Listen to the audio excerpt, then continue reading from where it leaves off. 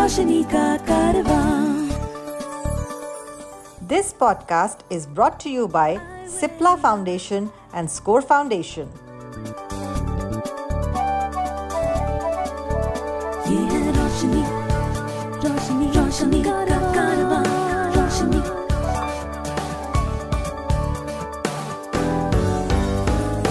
Eyeway, ये है रोशनी का कारवां।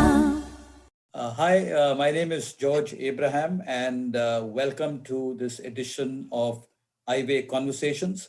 Today, my guest is Guneet Sethi, who is a communicator, trainer, and a motivational speaker. She started her career as a teacher. She was diagnosed with retinitis pigmentosa, and she lost her vision.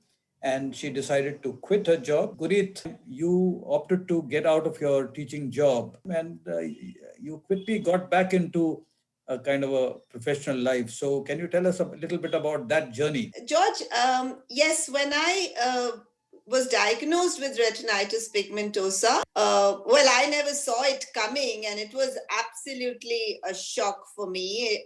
It was as if everything went on a standstill mode. So I had lost my confidence completely. I was totally shattered, and was not in a frame of mind to face the people. So my first reaction was to quit my job and be in the comfort of my own home. But that was not to be. I realized that was not my real self, and I have to admit that I was on a denial mode for the longest time, but I was fortunate to be surrounded by a wonderful support system with friends and family that I could get on and pull up my socks. So what exactly did you do, Guneet? So George, to begin with, I had to deal with my own attitude towards accepting my eye condition. Since teaching was always my passion, I started helping a few of the underprivileged children in and around my area. So once I started doing that, gradually my confidence came back to me, because I was able to do something for somebody in my own way. And so that was my first step to deal with my attitude. And once I got my confidence back, I started meeting people. I started moving out with my friends. Let me interrupt here and ask you, so when you went out with your friends, what exactly do you mean? You went out on holidays, or you went out shopping, or you went out, what did you go out for? Like anyone goes out with friends, George. So my friends we had a shopping spree. My friends would insist that I accompany them to the movie hall, despite my saying that, what will I do, Yeah. So they insisted, no, you can still listen, and we'll explain you the visuals. So Right. that was very sweet of them. And I think, and my initial hesitation to deal with my blindness in public places got over like that. And I went shopping with them. I went to restaurants. Yeah. And meaning, being blind and, going to a restaurant, did you have any kind of orientation to deal with restaurant situations, or you learned it the hard way by eating from somebody else's plate, or drinking somebody else's glass of water, meaning, was it a smooth transition, or were there any kind of funny situations? Although my friends were quite conscious about my situation, and they would help me around the table and my chair and my crockery cutlery. Yeah. But still, funny things did happen. I can laugh on it now, but at that point in time, I felt a little embarrassed. I was, let me give you an example. I was trying to eat from my from my spoon. Yeah. And every time I would put it close to my mouth, I felt that there was nothing there. And till my friend told me, you're holding the spoon upside down. So,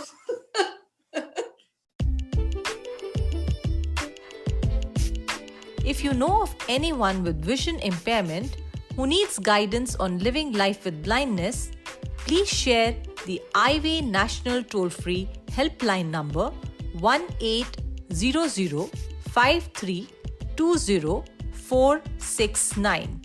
The number is 1-800-5320-469. I was reading in your CV that you started working with some place called the Hunger Project. How did that happen, and what was your experience there? As I started developing my confidence more and more, I began to realize that, there were more things that I could do. And Hunger Project came my way through a friend. So she, out of concern, she gave me a place at the front desk and asked me to handle the telephone part of the front desk. Yeah. And so that went off very well. But my biggest learning and my experience over there was that, I had to unlearn and learn a lot of things, because trying to be in the mainstream at the front desk, I realized that it is very important for me to rework on my body language, track the sound, eye contact. So these were very new experiences, because I was learning to do things differently, Yeah. So this was one of my biggest learning, and it was the first time I was working with my blindness away from home. So how did you kind of transition to actually technology?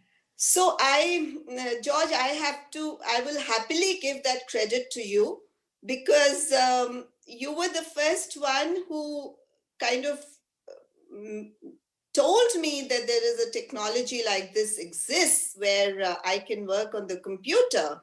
I had honestly was quite unaware of it. And so once I came to know about it, I went to the Institute, National Association for the Blind in New Delhi, and I was introduced to this software called JAWS, and I started working on the computer first time in my life. And when I worked on it for a week or so, I took my lessons, and honestly, that George, was the most elating moment of my life. I think it was the biggest turning point. And when I was able to read and write, I think I just screamed to myself, oh, wow, I can read and write once again. Guneet, you learned your computers, and you kind of realized that you could read and write. And did that make a difference for you at the job front? It made a difference all over, my confidence and of course they upgraded me at my workplace. And I had a PC to my own, and I was working, and I was taking printouts, and I was doing a whole lot of things after learning the technology. So you were kind of doing a front desk kind of job initially. Yes. So how did that profile change? So the profile changed to getting new responsibilities. I was always there at the front desk, but I was able to do more liaising. I was able to email. I was able to,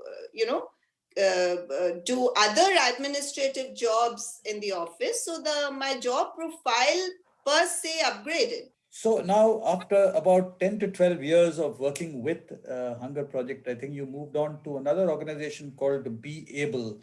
The name Yes. suggests that this is a training setup. Yes, it's a skilling organization. It's a skilling organization. Yes. So tell me the story behind how you made this move. So yes, George, while I was for a long time with the Hunger Project doing a similar kind of job for several years. Yeah. And like I said that, every single day there was the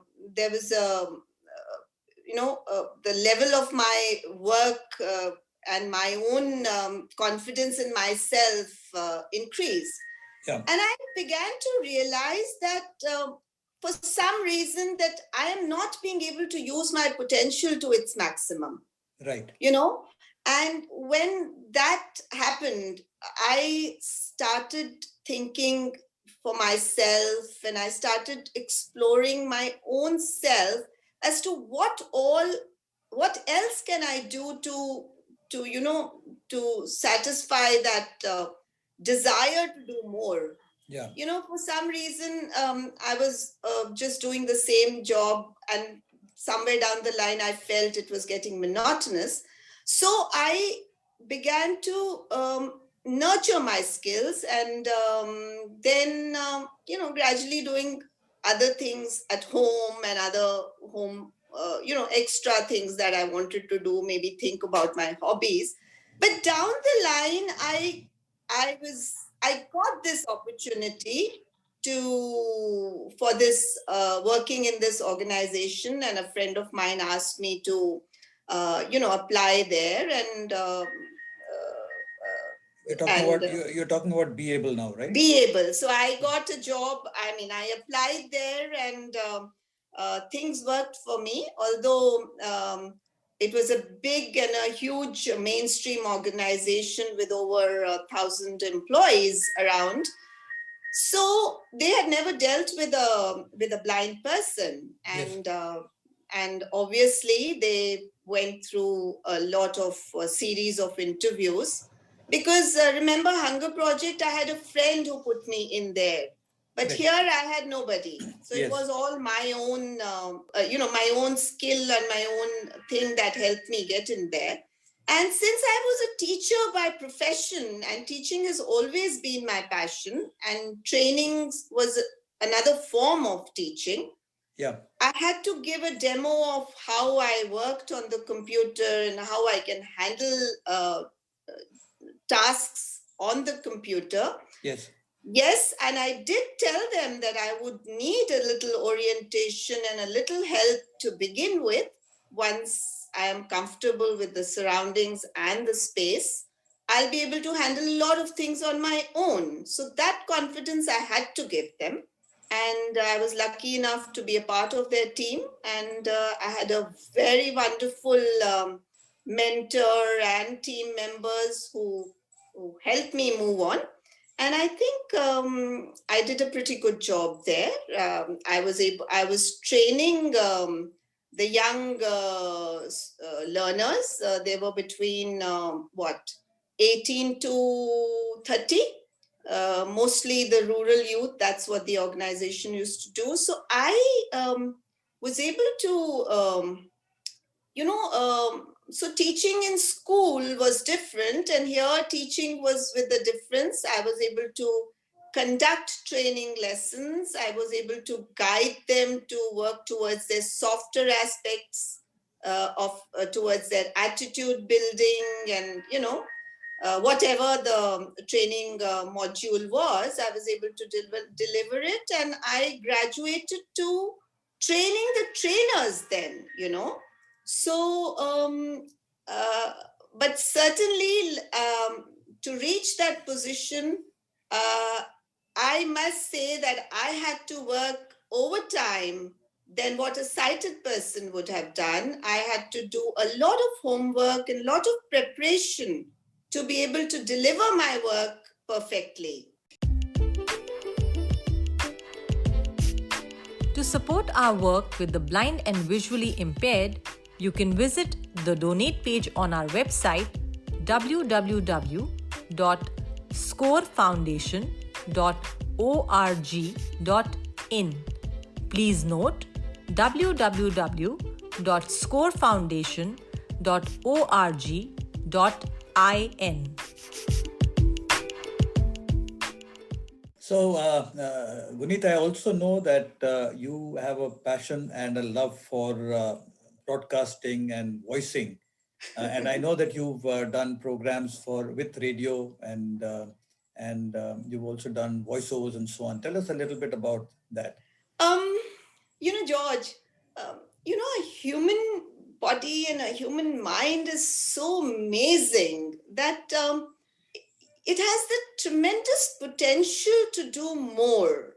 And if you are able to recognize it, I think lots of things come your way. And my desire and my stint at voiceover was one such thing. Yeah. I have always wanted to do voiceovers but never got a chance. And here, because I was focusing on what is there than what is missing, Right. I realized that this is a skill that I should maybe work on. And I took a little short that what is that called, flash course training or whatever, just Yeah. 10 days training to kind of formally understand how voiceovers work.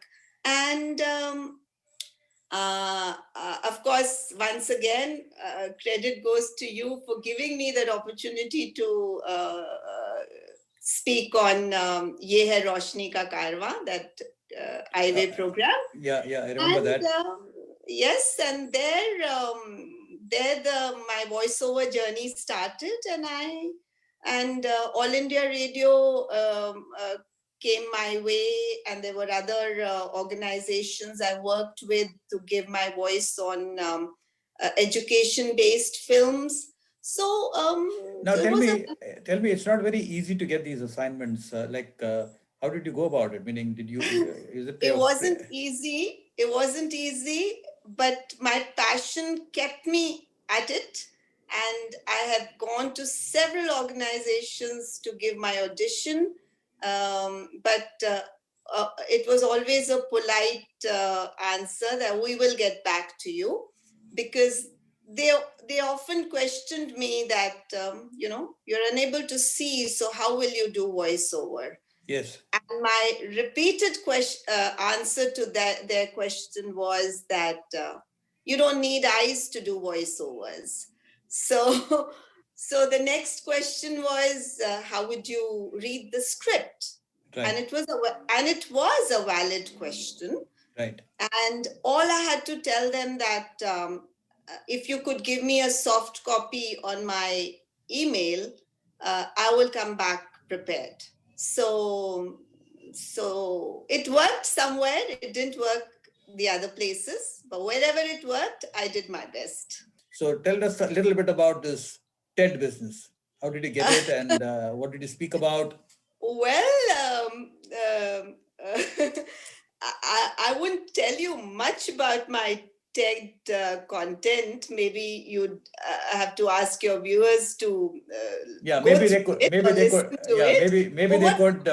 they could search Guneet Sethi on YouTube and listen to it. Yeah, okay. Yes. But what I can tell you, George, that in my TED talk, I used a metaphor of coffee. Yeah. And the perfect cup of coffee. And I want to tell you that I can brew a perfect cup of coffee now. Yeah. And I worked to make my coffee better every day. And that was the message that I wanted to convey to my listeners and my viewers during the TED talk. For me, it was a very exciting and very cathartic experience, because I could just put down my emotions in the way I felt. Right. So did you go to California for this, or you did it online? No, unfortunately, it was the COVID that put brakes in my travel. But the organization, there was an institute here in NCR who was supposed to conduct it. And but since COVID came in the way, we had to do a live online program. So that was another challenge that came my way, to speak online on an event as big as this. But it worked. Right. In fact, I've listened to this TED talk a couple of times, and I must tell you, Guneet, it was splendid. It was wonderful. And so I also know that you have, in recent times, in the last couple of years, started traveling to different educational institutions, student bodies, universities, and even corporates where you have been actually sharing from your life and motivating people. So that's wonderful. I would like to ask you another question. You've moved quite a bit since the day you kind of stunned by the diagnosis of being blind. You've traveled quite a long distance, and I would like to ask you, what is your definition of a successful person? What is your idea of success? You're right, George. I've come a long way, but I haven't stopped. I still have a long way to go. But, for me, success, if you ask me to define success, success for me has never really been materialistic, or so to say, in materialistic terms. For me, success has been more towards being happy and satisfied. So if I define success, well, I could say that it's a continuous and an ongoing process towards raising your own bar. Right. That's what I have been doing, and I've been feeling very happy about it. And if you raise your own bar, the materialistic success comes your way. Guneet, it's been wonderful talking with you. You've had a wonderful journey. It's truly inspirational, and I would like to take this opportunity that you continue to raise your bar and continue to be happy, and may you have a great, wholesome, wonderful life ahead. Take care. Thank you, George. Thank you for giving me this opportunity. Eyeway, ये है रोशनी का कारवां. This podcast was brought to you by Cipla Foundation and Score Foundation. ये है रोशनी का कारवां. रोशनी.